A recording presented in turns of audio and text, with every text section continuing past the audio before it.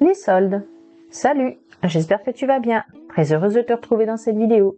Je vais partager avec toi ma passion pour le budget, les économies, les finances, les astuces pour dépenser moins, l'épargne et les investissements que je fais. Si ma chaîne t'intéresse, n'hésite pas à t'abonner en cliquant sur le bouton juste en dessous pour ne rater aucune de mes vidéos. Clique également sur la cloche pour savoir quand je publie et surtout n'hésite pas à commenter. Préparer un budget solde. Le budget total alloué au solde correspond-il à un montant adapté à mon budget? Vérifier soigneusement l'état de ses finances permet d'éviter les mauvaises surprises. Si le compte en banque se porte bien et permet quelques extras, il suffit d'ajouter quelques envies à sa liste. Ce budget peut devenir un budget plaisir ou cadeau. Quelques jours avant les soldes, il est utile de prendre le temps de faire du repérage pour la liste des besoins en priorité. Soit en boutique en essayant quelques pièces avant la cohue des premiers jours de solde, soit en ligne, en mettant déjà de côté dans le panier les vêtements susceptibles de convenir. La plupart des marques proposent maintenant d'enregistrer le panier préparé quelques jours avant les soldes sur le site internet de la marque.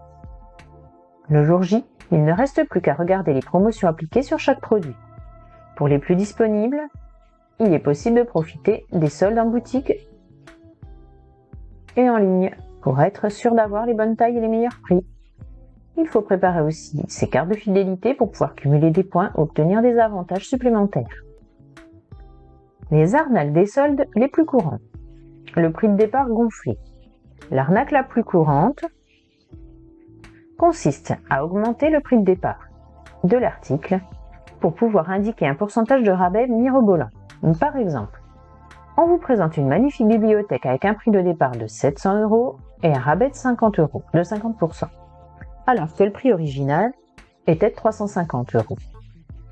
Une autre arnaque plus subtile consiste à arrondir en votre défaveur le prix soldé. Une robe à 59 € soldée à 60% sera proposée à 25 € au lieu de 23,60 €. La vérification minutieuse du ticket de caisse. Gardez votre smartphone pour calculer précisément les montants soldés, même s'ils sont affichés. En cas de différence entre le pourcentage de réduction et le prix soldé, signalez le problème au responsable.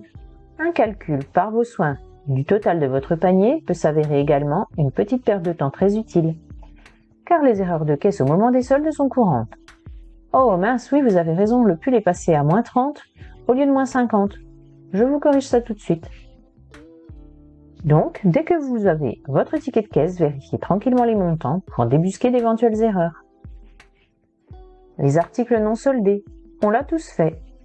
Rentrer dans un magasin pour les soldes puis être attiré par des articles non soldés de la future collection. Souvent, les vêtements en solde sont clairement indiqués dans le magasin. Il n'est pas rare que le commerçant les ait clairsemés dans toute la boutique. Difficile alors de ne pas prendre sur la nouvelle collection bien rangée, contrairement au monticule de vêtements soldés. Soyez plus fort que vos yeux. Vous êtes entré pour les soldes, concentrez-vous sur les soldes. Les arnaques mentionnées ci-dessus ne concernent pas la totalité des marques et des commerçants, bien au contraire, et heureusement. Certains commerçants pratiquent encore de vrais soldes pour leurs clients. D'autres ont même décidé de ne plus faire de soldes et de promotions, mais de proposer un prix juste toute l'année à leurs clients. Peut-être une nouvelle voie pour l'avenir. Les déstockages, ventes privées, promotions et soldes, quelle différence? Les soldes sont la seule période où les commerçants peuvent vendre à perte. Autrement dit, ils peuvent proposer un prix de vente inférieur au prix où eux-mêmes ont acheté le produit.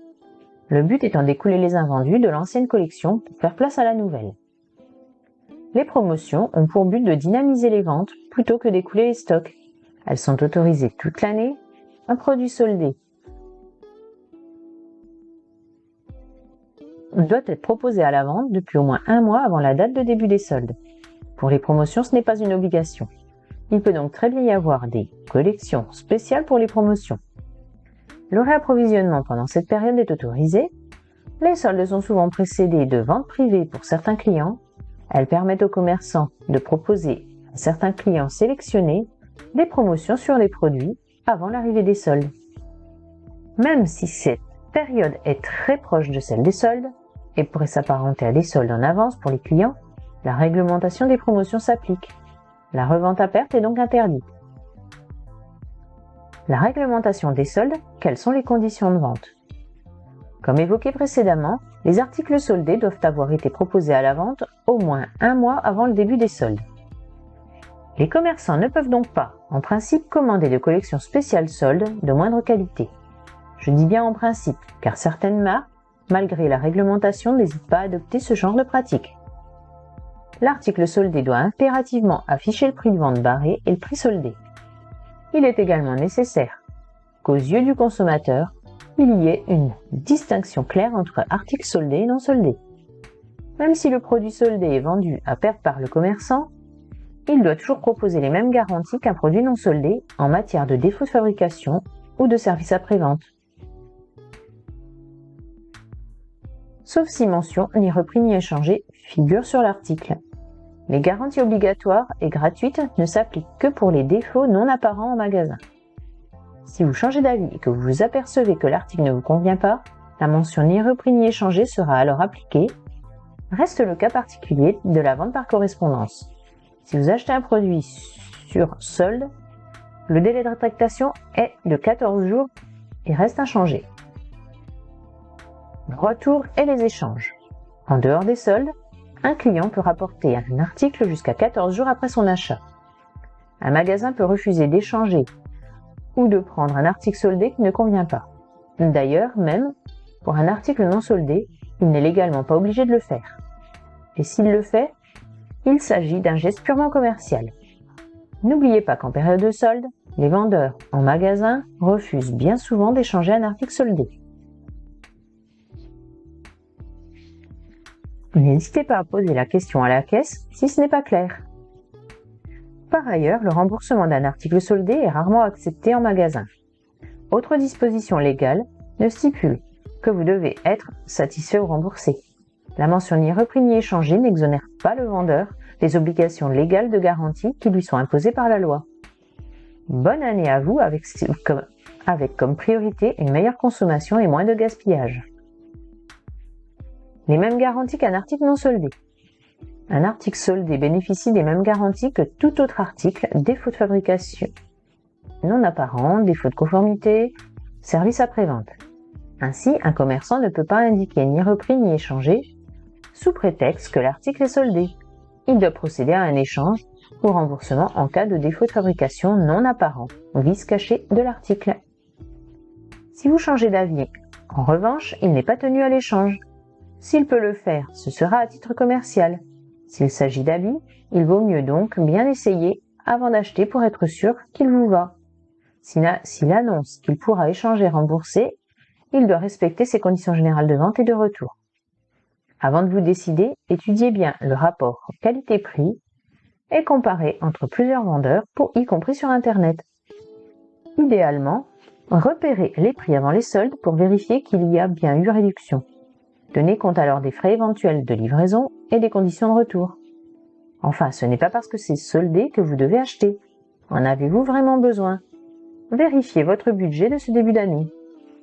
Les soldes en ligne, le premier réflexe est de taper vous-même l'adresse du site, ne suivez pas un lien contenu dans un mail. Ensuite, pensez à vérifier que les informations sur l'entreprise sont claires et complètes. Vous pouvez la contacter, les garanties de livraison et de retour vous conviennent, idem pour les conditions générales de vente. Les avis des internautes sur ce commerçant sont globalement positifs. Vous pouvez accéder à vos données personnelles. Voilà pour aujourd'hui. Merci de m'avoir écouté.